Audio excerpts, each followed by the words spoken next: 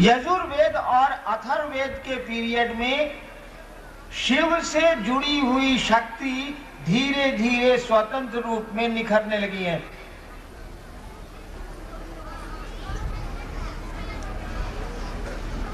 और शक्ति का स्वतंत्र रूप होता चला गया है, वह भी इंडिपेंडेंट अपना पावर रखने लगी हैं। ऐसे इतिहास बढ़ रहा है।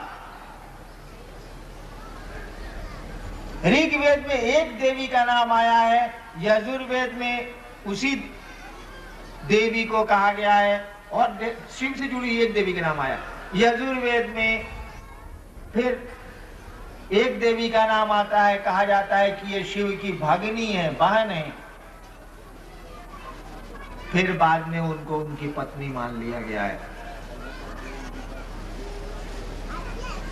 लेकिन ये शक्ति का जो स्वरूप है स्वतंत्र रूप से निखर रहा है।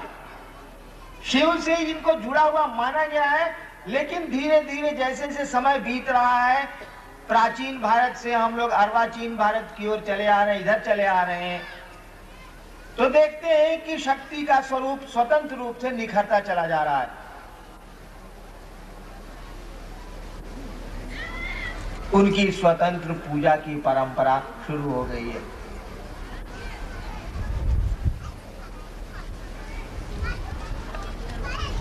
धीरे धीरे क्या हुआ कि सक्षम गुरुओं की कमी होने लगी।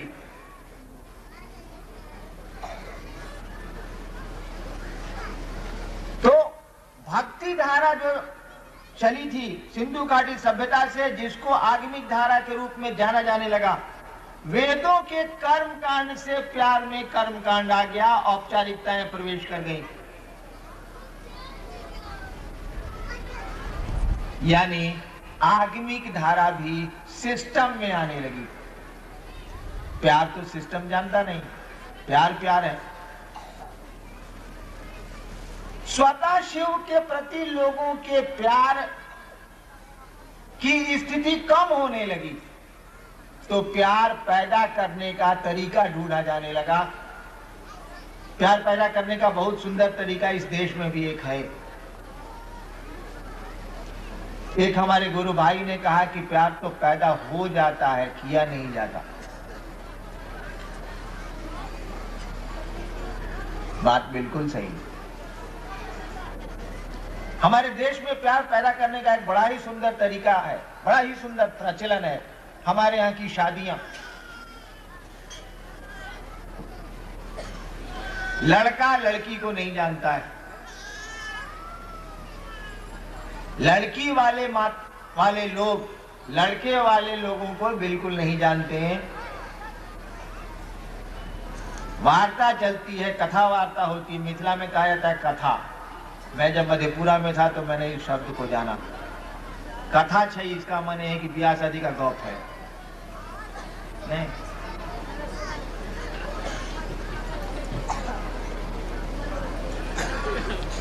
लड़की वाले लड़के वालों से बात करते हैं, शादी की तिथि तय होती है। लड़का लड़की के बारे में कुछ भी नहीं जानता है।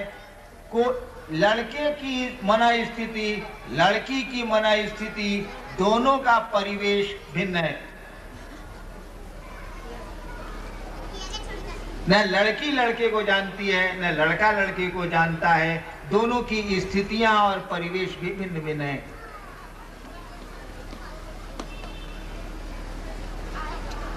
माँ बाप दोनों को शादी के माध्यम से जोड़ देते हैं।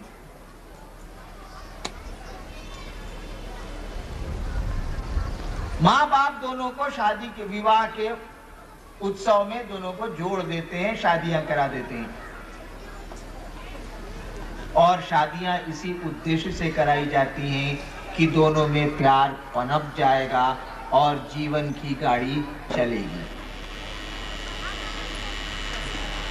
और चलती है। ढेर सारे भाई यहाँ बैठे हैं, उनको यह चिंता सता रही होगी कि हमार मेहरारू कैसन बिया, देखो हम 4 घंटा से जब बैठल बनी। या हमारी माँ बहनें सोचती होंगी कि पति ऑफिस गए हैं, अब लौट के आएंगे, खाना खाना है, अब चलना चाहिए। दोपहर का समय बीत रहा।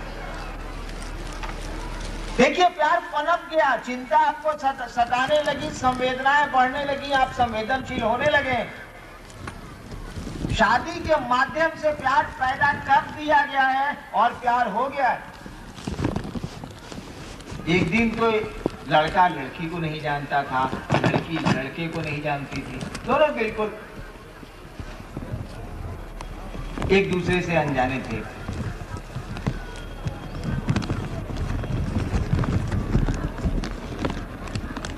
तो जब शिव से स्वतः प्यार करने की मना स्थिति में कमी आने लगी लोगों को, इसमें सहारा दिया वेदों के कर्म कांड में। वह आगमिक धारा भी कर्म कांड की ओर बढ़ने लगी, बढ़ती गई और मध्ययुगीन भारत में आके 10वीं शताब्दी तक आते आते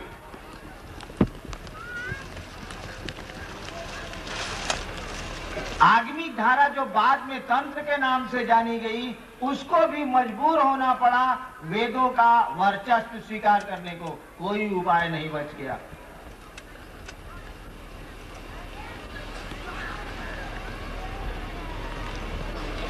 वह भक्ति धारा धीरे धीरे तंत्र के रूप में जानी गई और तंत्र में शक्ति की पूजा का बाहुल्य हुआ, उसकी प्रधानता बढ़ने लगी।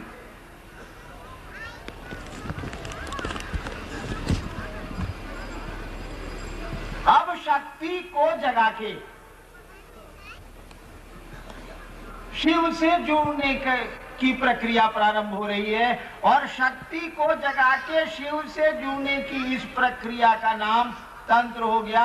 यह आगमिक धारा ही है, आगम बाद में चल के जाना जाने लगा तंत्र के रूप में। तीनों सभी चीजें एक ही हैं, भक्ति धारा, आगम और तंत्र एक ही जमीन पर पनपे हुए फूल हैं। ये अलग अलग चीजें नहीं है। ये तंत्र प्रोडक्ट है भक्ति धारा का, आगम प्रोडक्ट है भक्ति धारा का, यानी मूल में भक्ति धारा ही है। और इसका बहुत सुंदर प्रमाण, छोड़िए इतिहास को, क्या बोलता है इतिहास, इसका बहुत सुंदर प्रमाण आपको मिलेगा। आप भारतवर्ष के तांत्रिकों की जीवन गाथा को पढ़ लें। आप इस देश में जो तांत्रिक के नाम से जाने गए हैं लोग, उनका जीवन इतिहास पढ़ लीजिए, साफ लगेगा कि ये भक्ति धारा है।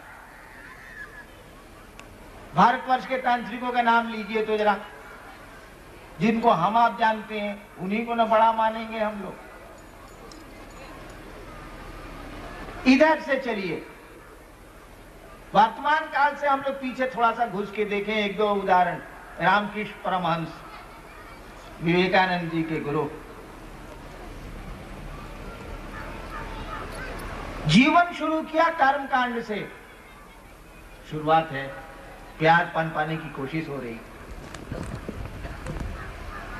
और आ गए कहां? बिल्कुल प्रेम में, भक्ति में।